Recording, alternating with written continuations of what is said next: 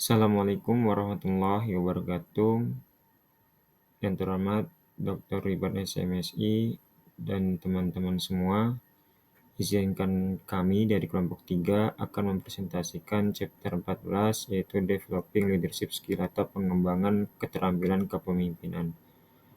Di kelompok 3 sendiri terdiri dari Ricky Andria, Aigita Permata, Joko Purnomo, Irma Fitriani, Muhammad Rafi Kurniawan, Surya Baskara Saputra, Nofri Kurnia Putra, Mutiara Aziza Ramadhani, Yoveta Yuantari Kristiadi, Martu Hafasan Eko Sihite, Irzan Gaus, Irfan Eduardo Purba, Muhammad Intan Haris, Rangga Syatria, Diki Rizky Ramadan Effendi, dan Rizaldi Ramadan. Selanjutnya, dalam chapter 14 ini terdapat tujuan pembelajaran, antara lain memahami pentingnya pelatihan dan pengembangan kepemimpinan dalam organisasi, memahami manfaat dan keterbatasan berbagai metode untuk pengembangan kepemimpinan, memahami faktor individu dan organisasi yang memfasilitasi pelatihan dan pengembangan kepemimpinan, memahami bagaimana pemimpin dapat mendorong dan memfasilitasi kepemimpinan perkembangan, kemudian memahami beberapa cara bagi para pemimpin untuk mengembangkan keterampilan mereka sendiri.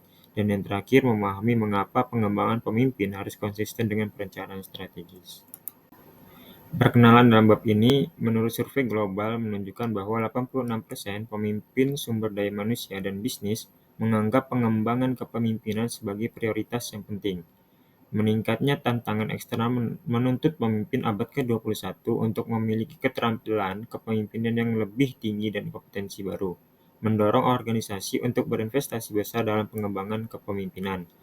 Teknik baru dan penyempurnaan teknik lama terus dikembangkan untuk memenuhi kebutuhan ini, meskipun program pengembangan kepemimpinan dapat menghasilkan pengembalian investasi yang tinggi.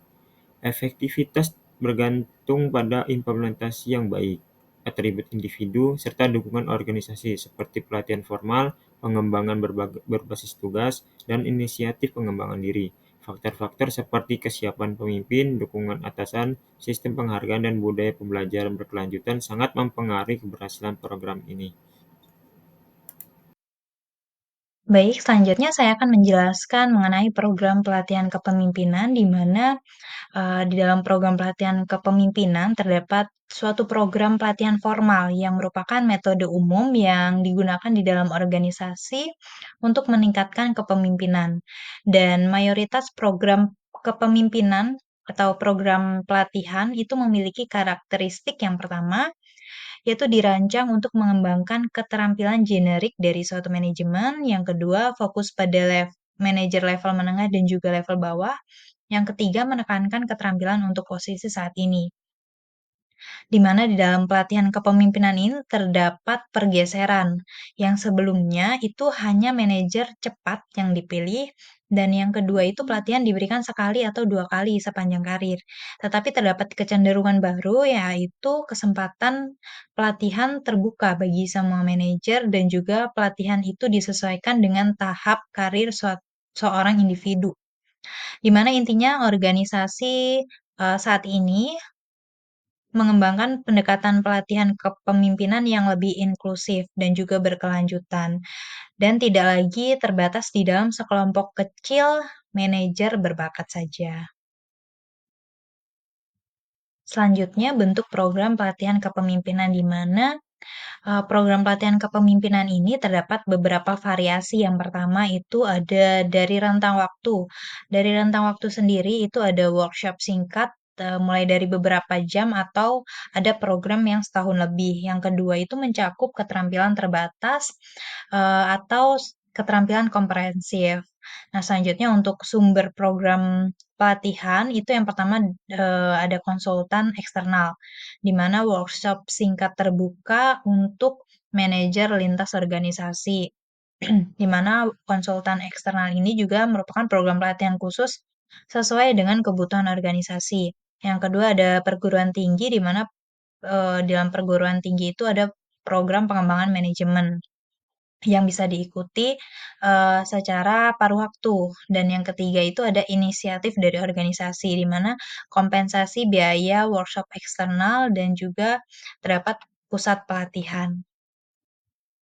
Baik, selanjutnya saya akan menjelaskan mengenai desain program pelatihan kepemimpinan yang efektif, di mana faktor kunci dalam merancang program pelatihan itu terdapat beberapa faktor. Yang pertama itu mempertimbangkan teori pembelajaran untuk program pelatihan tersebut. Yang kedua, menetapkan tujuan dari pembelajaran spesifik.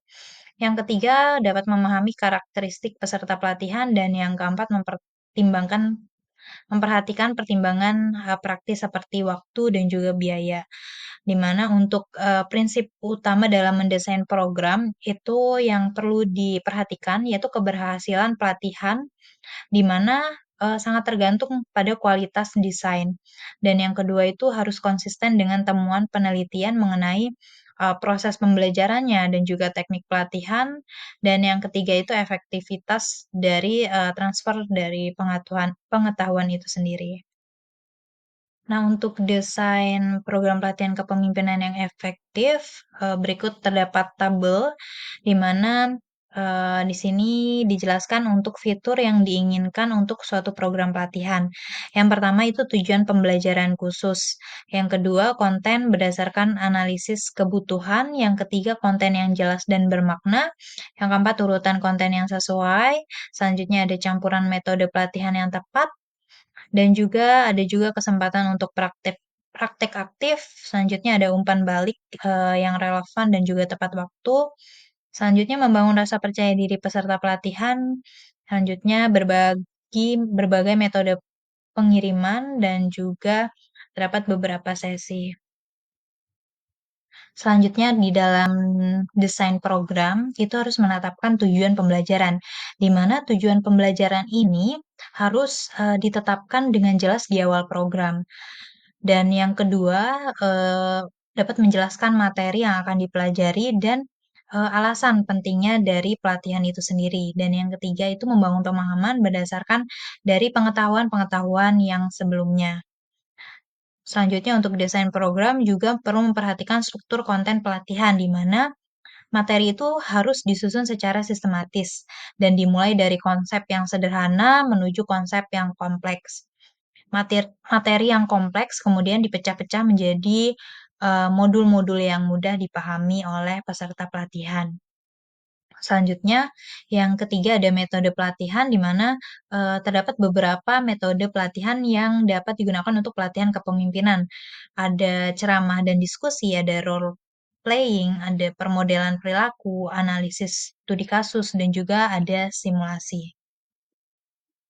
Di dalam melakukan desain program pelatihan juga harus menerapkan prinsip utama di dalam pelatihan, di mana yang pertama metode itu harus sesuai dengan pengetahuan yang akan dipelajari dan juga keterampilan apa yang akan dibangun di dalam suatu pelatihan dan juga sikap dan juga perilaku dari target pelatihan. Dan yang kedua juga harus mempertimbangkan dari keterampilan awal dari seluruh peserta dan juga mengetahui motivasi peserta seperti apa. Yang ketiga, kemampuan untuk memahami informasi yang kompleks. Di mana desain pelatihan yang efektif tentunya memerlukan suatu pendekatan yang komprehensif, yang perlu memperhatikan kebutuhan, kemampuan, dan juga potensi dari peserta pelatihan. Selanjutnya dampak pelatihan kepemimpinan di mana dapat terlihat hasil dari pelatihan kepemimpinan dilihat dari beberapa kriteria yang digunakan untuk menilai efektivitas dari program pelatihan formal, meliputi yang pertama, reaksi dari sikap peserta. Misalnya, dengan melakukan penilaian utilitas pelatihan dan juga kepuasan dari pelatihan tersebut. Yang kedua, melakukan pembelajaran dalam bentuk perolehan pengetahuan dan juga keterampilan. Yang ketiga, melakukan transfer pembelajaran di mana peserta pelatihan menggunakan keterampilan dan juga kemampuan yang diperoleh untuk meningkatkan kinerja. Dan yang keempat, hasil dalam bentuk hasil organisasi positif seperti biayanya menjadi lebih rendah, peningkatan keuntungan, dan juga pengurangan absensi dan juga pergantian karyawan. Seberapa besar pelatihan kepemimpinan itu dapat mempengaruhi hasil-hasil ini tergantung pada kepribadian dan juga kemampuan dari peserta pelatihan dan juga desain maupun pelaksanaan pelatihan, serta kondisi pendukung di dalam suatu organisasi. Selanjutnya dari sebuah meta-analisis terbaru yang dilakukan oleh Lacerenza dan juga rekan-rekannya pada tahun 2017, memberikan bukti bahwa efektivitas pelatihan terdapat pada 4 kriteria. Yang pertama ada reaksi, pembelajaran, transfer, dan juga hasil. Di mana efektivitas pelatihan ditingkatkan dengan memasukkan analisis kebutuhan, metode pengiriman ganda, pengiriman tatap muka, umpan balik, sesi pelatihan yang berjarak, dan juga lokasi pelatihan di tempat kerja. Baik, selanjutnya saya akan menjelaskan bagian 1.2 yang menjelaskan tentang learning from experience, di mana sebagian besar keterampilan yang dibutuhkan untuk kepemimpinan yang efektif dipelajari dari pengalaman daripada program pelatihan formal. Pembinaan dan pendampingan dapat digunakan untuk membantu manajer untuk menafsirkan pengalaman yang mereka dan mempelajari keterampilan baru. Manajer dapat meniru perilaku yang efektif yang dicontohkan oleh atasan yang berkompeten. Manajer juga dapat mempelajari apa yang tidak boleh dilakukan dengan mengamati atasan yang tidak efektif atau yang terlibat dalam perilaku tidak etis. Sejauh mana keterampilan dan nilai kepemimpinan dikembangkan selama tugas operasional tergantung pada jenis pengalaman. Pembelajaran dan pengalaman dipengaruhi oleh jumlah tantangan dalam penugasan berbagai macam tugas dan penugasan dan kualitas umpan balik. Jadi di sini bisa kita lihat manajer itu dapat mencontoh dari atasannya yang baik dan manajer yang baik itu adalah manajer yang mempunyai pengalaman yang banyak di bidangnya. Oke, selanjutnya akan menjelaskan amount of challenge atau jumlah tantangan. Situasi yang menantang adalah situasi yang melibatkan masalah yang tidak biasa untuk dipecahkan, hambatan yang sulit untuk diatasi, dan keputusan yang berisiko untuk dibuat. Tantangan terbesar terjadi pada pekerja yang mengharuskan seorang manajer untuk menghadapi perubahan, bertanggung jawab atas masalah yang terlihat, mempengaruhi orang tanpa memiliki banyak wewenang, menangani tekanan eksternal, dan bekerja tanpa banyak bimbang atau dukungan dari atasan. Beberapa contoh situasi yang menantang termasuk menghadapi merger atau reorganisasi, menerapkan perubahan besar, mengatasi kondisi bisnis yang tidak menguntungkan, membalikan keadaan organisasi yang lemah, melakukan transisi yang ke jenis posisi yang manajerial yang berbeda, misalnya dari posisi lini fungsional ke posisi manajer umum atau staff, dan mengelola negara dengan budaya yang berbeda. Situasi ini mengharuskan manajer untuk mencari informasi baru, melihat masalah dengan cara baru, membangun hubungan baru, mencoba perilaku yang baru, mempelajari keterampilan baru, dan mengembangkan pemahaman yang lebih baik tentang diri mereka sendiri.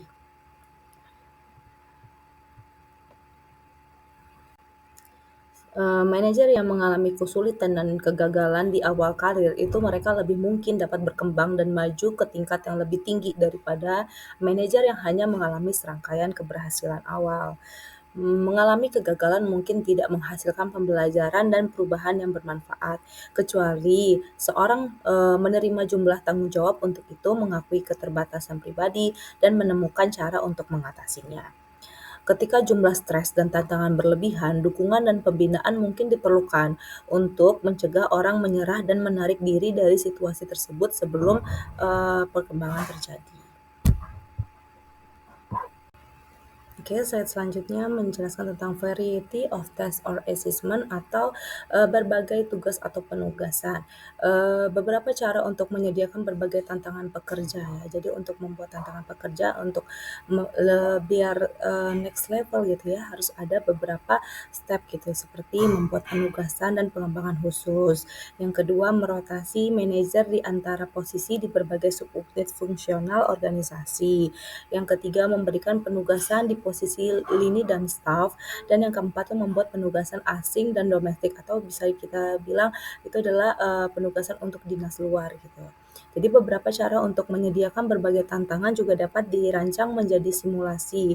Efektivitas penugasan, pengembangan, dan simulasi yang dirancang untuk meningkatkan kemampuan beradaptasi dapat ditingkatkan dengan mempersiapkan peserta terlebih dahulu untuk melihat masalah dengan cara baru dan menjadi lebih fleksibel. Baik, Slide selanjutnya menjelaskan tentang akurat, relevan, feedback atau umpan balik yang akurat dan relevan. Pembelajaran lebih banyak terjadi selama penugasan operasional ketika orang mendapatkan umpan balik yang akurat tentang perilaku mereka dan konsekuensi serta menggunakan umpan balik ini menganalisis pengalaman. Jadi di sini mereka selama bekerja mendapatkan feedback. Nah, feedback ini menjadi masukan yang menjadi pengalaman dan penilaian untuk menganalisis selama bekerja. Yang kedua, kecepatan, sibuk, dan tuntutan yang tak henti-hentinya membuat introspeksi dan analisis diri menjadi sulit dalam pekerjaan manajemen. Di sini mungkin tuntutan pekerjaan yang banyak, jadi mereka untuk memperbaiki gitu ya, atau untuk introspeksi diri itu agak sulit gitu, karena banyaknya deadline atau pekerjaan yang harus diselesaikan, sehingga untuk introspeksi atau mengembangkan diri lebih baiknya itu sulit gitu. Terus yang ketiga itu kendala untuk belajar dari pengalaman besar terjadi pada tingkat manajemen yang lebih tinggi. Para eksekutif cenderung terisolasi dari semua orang terkecuali sejumlah kecil orang yang berinteraksi secara rutin dengan mereka dalam organisasi, dan orang-orang ini sebagian besar adalah para eksekutif lain yang juga terisolasi. Keberhasilan dalam mencapai posisi kekuasaan dan prestis yang tinggi cenderung memberi para eksekutif rasa percaya diri tentang gaya manajemen mereka, dan hal itu dapat berkembang menjadi perasaan yang superioritas yang menyebabkan eksekutif mengabaikan kritik dari orang lain yang tidak sukses atau dari bawahannya ya. Selain itu, ketika para eksekutif lebih berkuasa, orang-orang itu jadi lebih enggan untuk mengambil resiko, takut mungkin atasannya tersinggung dengan masukan atau kritik dari mereka gitu. Jadi mungkin di sini bisa kita lihat bagian manajerial atas mungkin puncak ya, itu mungkin mereka merasa diri mereka sudah hebat dan lebih banyak pengalaman dari bawahannya, tapi mereka sepertinya tidak yang bawahan ini takut untuk memberikan masukan gitu, padahal itu sangat dibutuhkan oleh mungkin yang bekerja di pelayanan, itu yang dibutuhkan oleh masyarakat, tetapi mungkin masukan-masukan itu tidak didengar karena atasannya merasa superioritas dan mereka pernah berhasil dalam mengambil keputusan-keputusan lainnya gitu. Mungkin selanjutnya akan dijelaskan oleh teman saya untuk presentasinya. Terima kasih. Baik, selanjutnya kita akan membahas tentang developmental activities atau kegiatan pengembangan. Memahami manfaat dan keterbatasan berbagai metode untuk mengembangkan kepemimpinan. Sejumlah kegiatan dapat digunakan untuk memfasilitasi pembelajaran keterampilan yang relevan dari pengalaman di tempat kerja. Pengembangan kegiatan ini dapat digunakan untuk melengkapi pembinaan informal oleh atasan atau rekan kerja sendiri. Dan sebagian besar dapat digunakan dengan program pelatihan formal. Berikut adalah 6 kegiatan pengembangan yang akan dijelaskan dalam bab ini. Yang pertama ada program umpan balik multisumber, yang kedua pusat penilaian perkembangan, yang ketiga tugas khusus, yang keempat mentoring atau pendampingan, yang kelima ada pelatihan eksekutif, dan yang keenam adalah program penumbuhan pribadi. Selanjutnya program umpan balik multisumber atau multi-source feedback workshop. Program umpan balik multisumber merupakan metode yang efektif untuk pengembangan kepemimpinan. Dengan mengumpulkan penilaian dari berbagai sumber, dari atasan, rekan kerja, atau bawahan. Manajer mendapatkan gambaran yang lebih objektif tentang kinerja dan perilaku mereka. Dalam hal ini, metode ini dikenal dengan umpan balik 360 derajat. Kemudian yang kedua, keefektifan program umpan balik bergantung pada beberapa faktor, termasuk desain survei, akurasi responden, dan proses interpretasi hasil. Umpan balik lebih bermanfaat jika disertai dengan pembinaan, lokakarya kelompok, dan rencana tindakan untuk peningkatan. Kemudian yang ketiga adalah umpan balik dapat meningkatkan kesadaran diri, keterampilan kepemimpinan, dan kinerja jika diterapkan dengan benar. Namun umpan balik yang tidak dikelola dengan baik atau digunakan untuk tujuan politik dan kontraproduktif.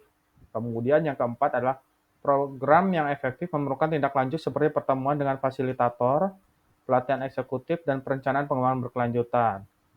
Manajer yang membahas umpan balik dengan tim cenderung mengalami peningkatan yang lebih signifikan. Untuk meningkatkan efektivitas memimpin, organisasi disarankan untuk yang pertama menggunakan umpan balik multisumber secara sistematis. Kemudian yang kedua, memberikan dukungan melalui pelatihan dan pembinaan. Yang ketiga, memastikan lingkungan yang mendukung penerimaan umpan balik secara terbuka. Selanjutnya, Pusat Penilaian Perkembangan atau Developmental Assessment Center. Yang pertama, peran Pusat Penilaian Perkembangan, yaitu pusat penilaian digunakan untuk mengukur keterampilan dan sifat manajerial melalui berbagai metode, seperti wawancara, tes situasional, dan simulasi. Proses ini memberikan gambaran komprehensif tentang kekuatan, kelemahan, dan potensi seseorang. Kemudian yang kedua, ada manfaat untuk pengembangan manajer. Program ini membantu meningkatkan pemahaman diri, mengidentifikasi kebutuhan pelatihan, dan merancang rencana pengembangan. Dukungan sosial dan bimbingan dari fasilitator meningkatkan efektivitas umpan balik, mendorong perubahan perilaku positif. Kemudian yang ketiga ada pendekatan umpan balik. Yang pertama, interpretasi mandiri, yaitu manajer meninjau laporan umpan balik secara independen. Kemudian yang kedua ada fasilitas individu, yaitu pertemuan dengan fasilitator untuk mendalami hasil penyusun rencana pengembangan. Kemudian yang ketiga ada lokakarya kelompok, diskusi bersama fasilitator dan lingkungan kelompok untuk berbagai wawasan dan pengalaman. Selanjutnya, special assessment atau tugas khusus. Menurut Lamburdo dan Eichinger tahun 1989 mengidentifikasi beberapa jenis tugas khusus yang dapat digunakan untuk mengembangkan keterampilan manajerial dalam konteks pekerjaan sehari-hari.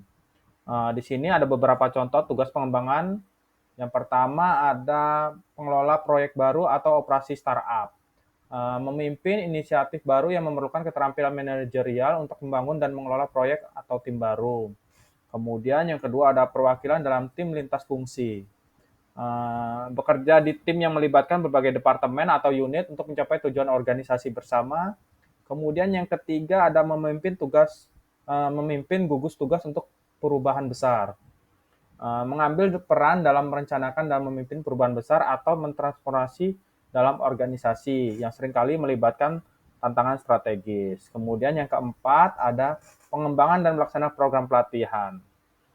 Merancang serta mengimplementasikan program pelatihan untuk meningkatkan keterampilan dan kinerja tim atau unit. Kemudian yang kelima dan yang terakhir adalah mengambil alih tanggung jawab administratif. Bertanggung jawab atas kegiatan administratif yang sebelumnya dikelola oleh atasan, seperti menyiapkan anggaran, mengembangkan rencana strategis, dan menyelenggarakan rapat. Selanjutnya terkait mentoring dalam buku Leadership in Organization oleh Gary A. Yukel dan William L. Gardner. Mentoring didefinisikan sebagai salah satu metode penting dalam pengembangan kepemimpinan. Proses mentoring melibatkan hubungan antara seseorang mentor yang berpengalaman dan seorang protek yang memiliki potensi untuk berkembang. Mentor berperan dalam memberikan bimbingan, dukungan, dan umpan balik yang konstruktif, serta membantu protek dalam mengidentifikasi dan mengejar peluang pengembangan karir.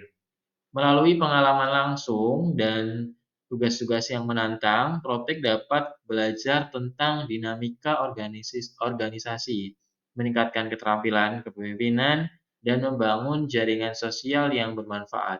Program mentoring yang efektif tidak hanya menguntungkan individu yang terlibat, tetapi juga berkontribusi pada pengembangan budaya kepemimpinan yang kuat dalam organisasi secara keseluruhan.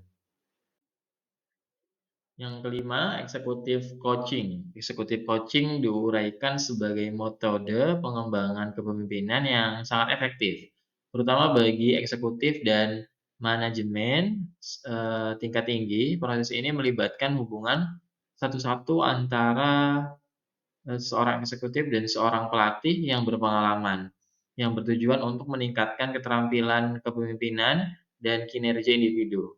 Eksekutif coaching menawarkan keuntungan seperti fleksibilitas, kerahasiaan, dan perhatian yang lebih profesional dibandingkan dengan pelatihan formal. Meskipun biaya yang tinggi dan keterbatasan jumlah pelatih yang kompeten menjadi tantangan. Coaching dapat memberikan umpan balik yang jujur dan relevan mengenai kekuatan dan kelemahan eksekutif, serta saran praktis untuk meningkatkan efektivitas mereka dalam berbagai aspek, termasuk komunikasi, pengelolaan konflik, dan pengembangan tim. Dengan demikian, eksekutif coaching menjadi alat yang berharga dalam membentuk pemimpin yang lebih kompeten dan adaptif dalam menghadapi tantangan organisasi.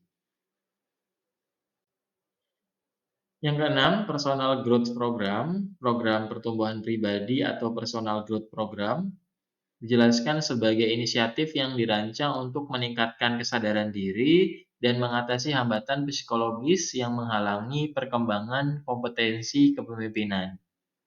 Program ini berakar dari gerakan psikologi humanistik dan seringkali melibatkan serangkaian latihan psikologis yang membantu peserta memahami tujuan hidup dan pekerjaan mereka. Dengan fokus pada pengembangan emosional dan moral, program ini bertujuan untuk membantu individu mengatasi ketakutan dan konflik internal yang dapat membatasi kreativitas dan pengambilan risiko. Peserta yang biasanya adalah manajer terlibat dalam pengalaman emosional yang mendalam yang dapat menghasilkan perubahan positif dalam keterampilan interpersonal dan efektivitas kepemimpinan mereka. Meskipun program ini dapat memberikan dampak yang signifikan, penting untuk diingat bahwa perubahan yang terjadi tidak selalu menjamin peningkatan efektivitas kepemimpinan sehingga perlu diimbangi dengan pendekatan pengembangan lainnya. Jadi kesiapan pengembangan adalah kesiapan kemampuan dan motivasi seseorang yang berkembang yang ditentukan oleh tingkat kecerdasan seseorang. Nah, orang-orang yang lebih dipersiapkan untuk pengembangan kepemimpinan ketika mereka mampu pertama merefleksikan dan memahami kekuatan dan kelemahan pribadi mereka, nilai-nilai, motif, emosi, dan kepribadian. Selanjutnya itu proses baik positif maupun umpan balik negatif tentang kompetensi mereka saat ini dan potensinya. Selanjutnya merefleksikan bagaimana pola pikir dan wawasan diri mereka dapat dimanfaatkan untuk belajar dari pengalaman baru. Kesiapan pengembangan, yang pertama ada motivasi untuk berkembang yang didorong oleh minat dan tujuan pribadi. Orientasi tujuan pembelajaran diidentifikasi oleh perkembangan. Selanjutnya itu seorang dengan orientasi tujuan pembelajaran akan mencari pengalaman baru dan berusaha keras untuk mempelajari keterampilan baru. Bahkan ketika kegagalan merupakan suatu kemungkinan. Selanjutnya yaitu ada orang-orang seperti itu menyambut tantangan terhadap kemampuan kepemimpinan. Mereka melihatnya sebagai kesempatan untuk belajar. Sebaliknya, seorang yang kurang tertarik memperoleh kompetensi yang diperlukan untuk kepemimpinan efektif tidak akan berhasil pekerjaan yang diperlukan untuk mengembangkan kompetensi tersebut. Selanjutnya yaitu orang-orang orientasi tujuan kinerja daripada orientasi tujuan pembelajaran melihat diri mereka sebagai orang yang kurang mampu mengembangkan hal tersebut. Selanjutnya, pengembangan kepemimpinan itu salah satunya adalah adanya support by the boss, dukungan dari atasan yang mana ini tuh merupakan seberapa besar dorongan dan dukungan yang diberikan bos untuk pelatihan dan kegiatan pengembangan.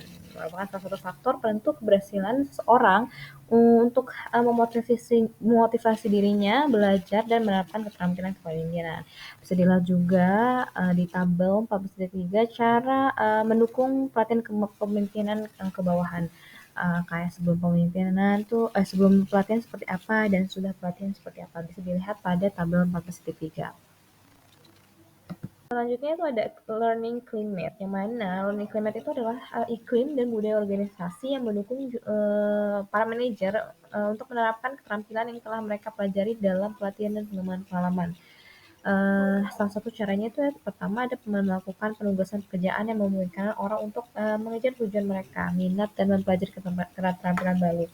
Terus menetapkan jadwal kerja yang memungkinkan cukup waktu luang untuk mencoba metode baru. Selanjutnya juga ada menyediakan dana dukungan untuk pendidikan berkelanjutan bagi karyawan, mengatur pendidikan khusus pembicara dan karir keterampilan bagi karyawan, menetapkan cuti panjang program yang memungkinkan karyawan untuk memperbarui diri, membangun karir program konseling untuk membantu karyawan mengembangkan kesadaran diri dan menemukan cara-cara untuk mencapai potensi penuh mereka, penetapan program penilaian keterampilan dan umpan balik sukarela, menjadikan kenaikan gaji sebagai bergantung pada pengembangan keterampilan.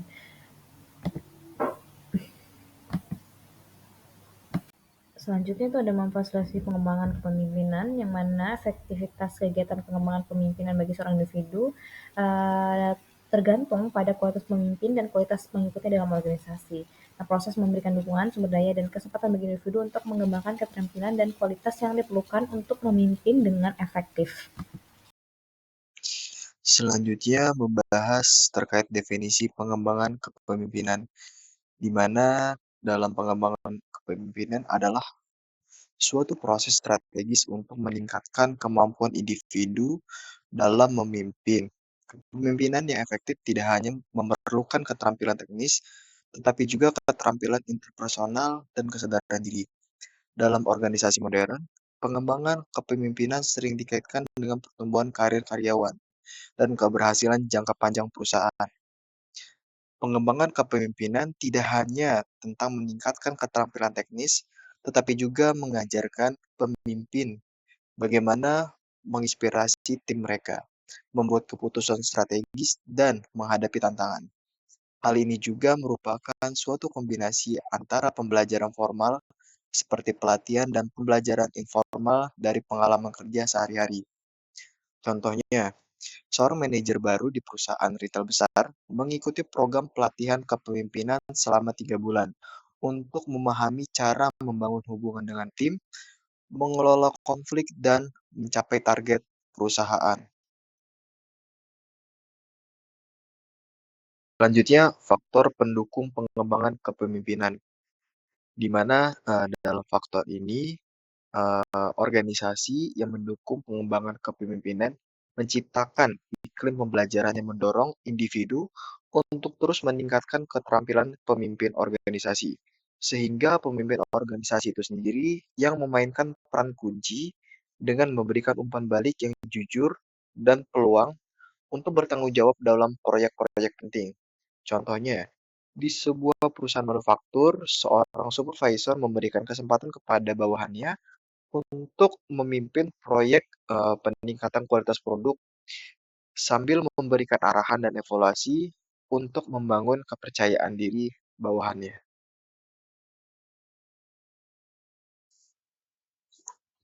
Lalu materi terkait kesiapan pengembangan, di mana hal ini dipengaruhi oleh kemampuan seseorang untuk merefleksikan kekuatan dan kelemahan diri. Pemimpin maupun bawahan dengan motivasi tinggi untuk terus belajar dan berkembang akan lebih mampu menghadapi tantangan baru meskipun beresiko mengalami kegagalan.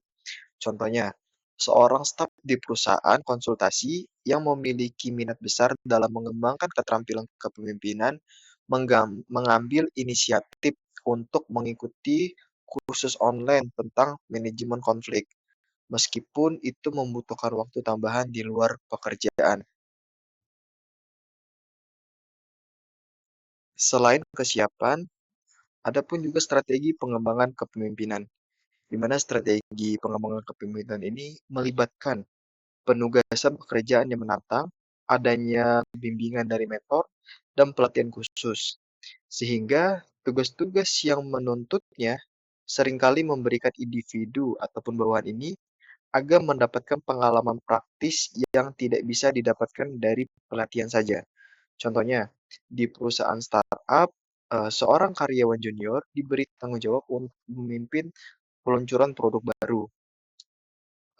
Hal ini memberikan mereka kesempatan untuk dapat belajar, membuat keputusan cepat, dan menghadapi tekanan waktu.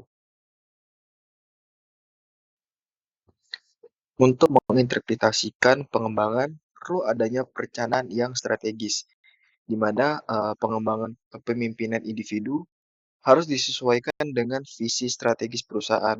Misalnya, dalam perusahaan harus fokus membuat inovasi, program yang harus dikembangkan untuk mendorong kreativitas dan keterampilan dalam memecahkan masalah.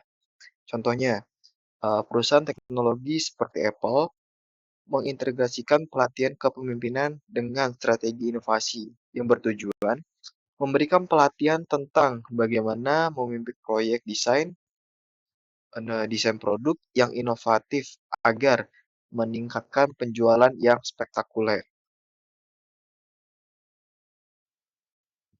Dalam pengembangan kepemimpinan perlu adanya peran dari teknologi, di mana teknologi ini telah membuka peluang baru dalam mengembangkan kepemimpinan, termasuk simulasi pengambilan keputusan dan pembelajaran berbasis platform digital.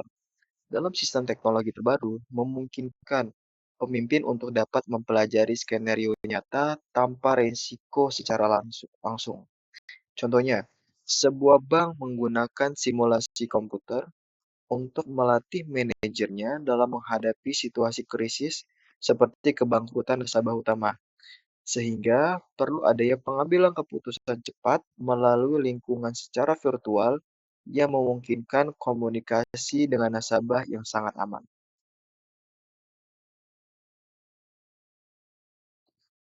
Dalam pengembangan kepemimpinan selalu ada kesalahan yang sangat umum gitu. Contohnya di mana di dalam sebuah organisasi ini gagal mengintegrasikan sebuah program pelatihan yang sangat dibutuhkan oleh organisasi itu.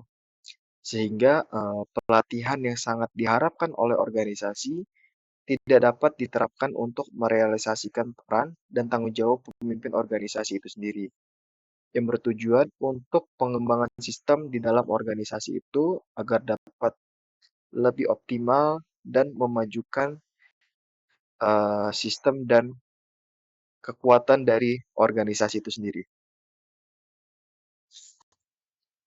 Pedoman yang dapat dilakukan oleh seorang pemimpin dalam pengembangan dirinya itu dapat menetapkan tujuan karir yang jelas dan mencari umpan balik dari orang-orang sekitarnya.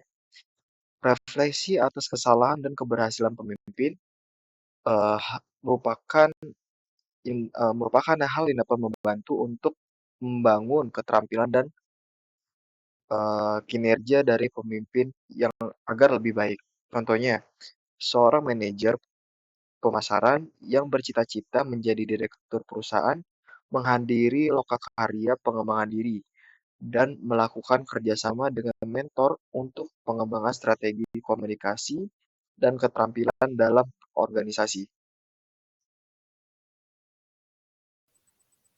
Baik, selanjutnya saya akan menjelaskan mengenai kesimpulan sebelumnya yang telah dijelaskan oleh rekan-rekan saya.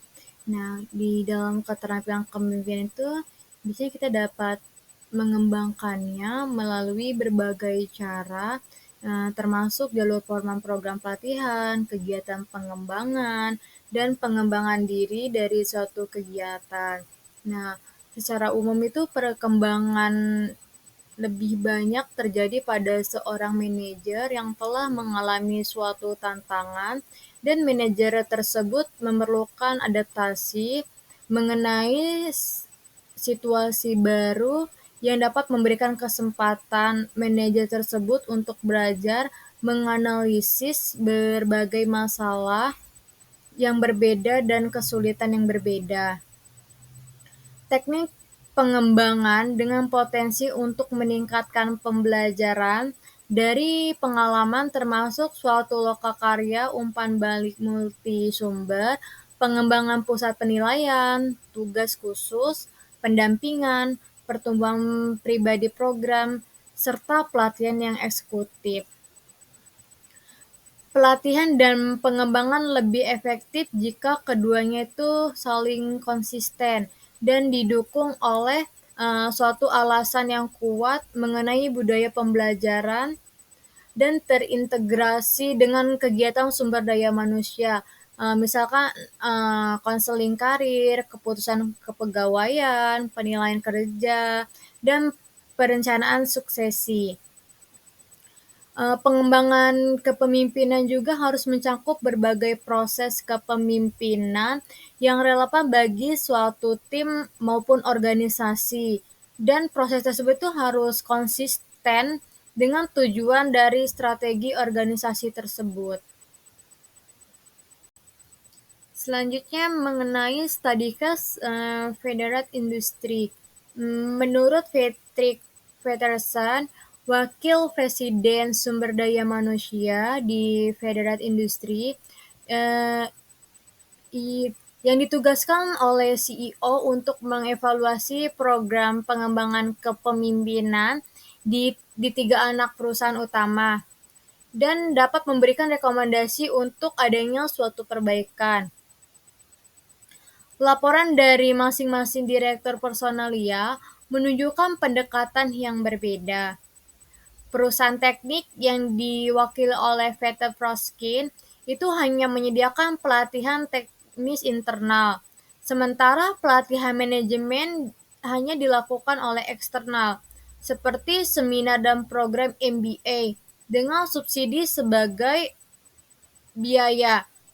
Namun, di sini banyak karyawan yang menyelesaikan MBA memilih pindah ke perusahaan lain, sehingga sulit untuk mempertahankan talenta yang berkualitas.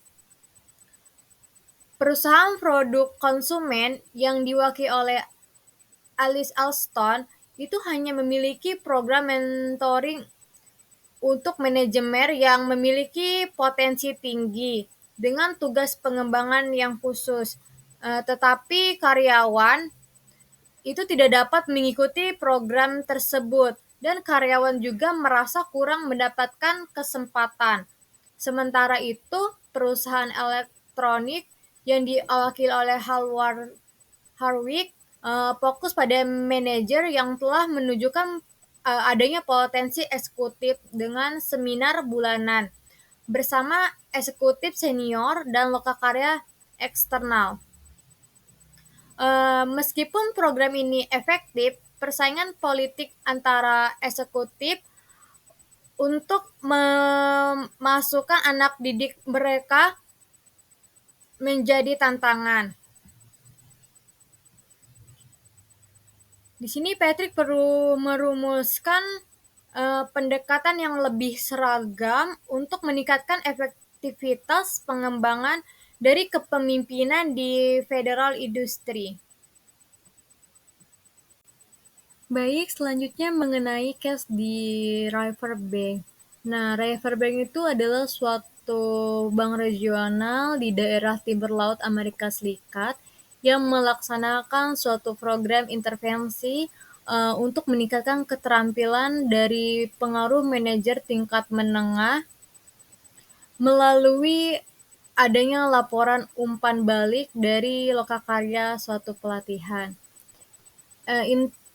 Intervensi ini bertujuan untuk membantu manajer dalam memahami dan meningkatkan penggunaan taktik pengaruh terhadap bawahan,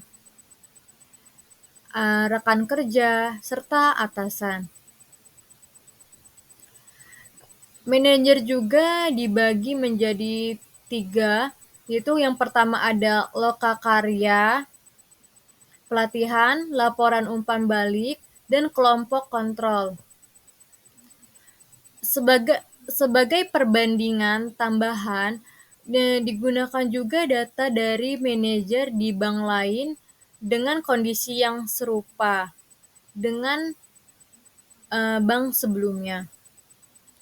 Program ini dimulai melalui suatu survei sebagai prapengukur untuk mencangkup data persepsi bawahan, laporan diri manajer, dan nilai atasan terkait efektivitas manajerial.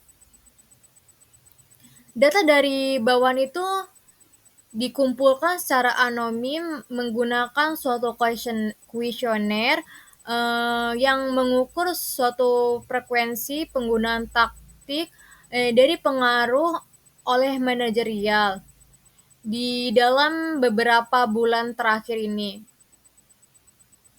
Laporan umpan balik yang diterima manajerial itu menjelaskan mengenai taktik pengaruh, perbedaan antara persepsi bawahan dan dari penilaian seorang manajer, serta situasi itu mencerminkan setiap taktik itu dapat efektif ketika digunakan. Lokakarya pelatihan juga itu berlangsung selama 3 jam di kantor pusat Riverbank. Bagian pertama dari lokakarya itu berfokus pada pemahaman dari laporan umpan balik. Sementara yang kedua itu fokusnya melibatkan simulasi dari strategi pengaruh dalam situasi realistis melalui kerja kelompok. Setelah berjalan 3 bulan, survei pasca pengukuran ini dilakukan untuk menilai perubahan dalam penggunaan taktik pengaruh dari efektivitas manajerial. Hasil dari pasca pengukuran tersebut tuh menunjukkan bahwa manajer yang mengikuti lokakarya pelatihan itu mengalami peningkatan signifikan dalam efektivitas kerja dan penggunaan taktik pengaruh yang relevan. Hal tersebut sesuai dengan laporan yang dilaporkan oleh bawahan. Sebaliknya, manajer dalam kelompok kontrol dan kelompok umpan balik itu tidak menunjukkan adanya pengaruh yang signifikan dalam efektivitas atau perilaku pengaruhnya.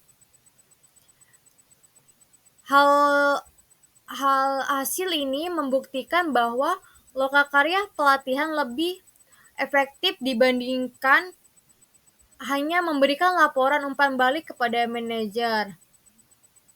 Sehingga di sini ditegaskan pentingnya adanya pelatihan interaktif dalam meningkatkan keterampilan, pengaruh dan efektivitas manajerial.